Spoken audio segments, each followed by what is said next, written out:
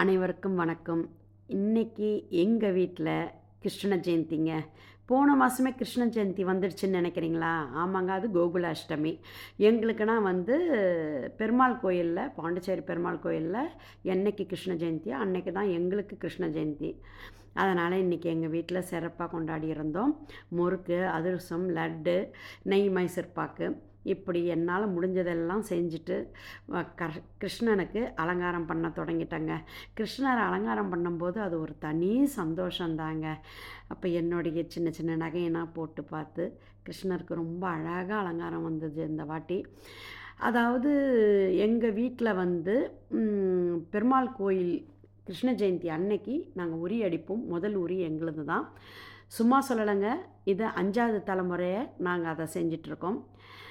கண்ணுப்பிள்ளை, ரங்கநாத பிள்ளை, கடல்வண்ணன் பிள்ளை, அவங்களுடைய பிள்ளைகள் 3 மாமா எனக்கு. அவங்களுடைய பிள்ளைகள், இப்போ அவங்களுடைய பிள்ளைகள், பேர பிள்ளைங்களும் வந்துருச்சு. அதாவது 5வது தலைமுறை இப்போ தொடர்ந்து நாங்க அந்த உரியடிய செஞ்சுக்கிட்டு இருக்கோம்.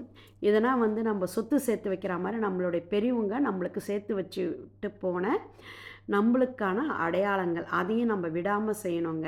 எப்படி சொத்தை பாதுகாக்கிறோமோ, அந்த மாதிரி சில விஷயம்லாம் நம்மளுடைய முன்னோர்கள் குடுத்துட்டு போன சில விஷயம், பாரம்பரிய விஷயம்னா நம்ம மறக்கக்கூடாது. கலாச்சாரத்தையும் மறக்கக்கூடாது.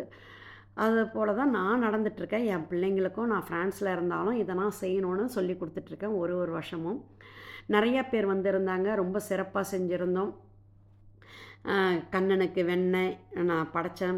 பூஜை பண்ணிவிட்டு கண்ணனுக்கு வெண்ணெயெல்லாம் போட்டேன். ரொம்ப சிறப்பாக இருந்ததுன்னு வைங்களேன்.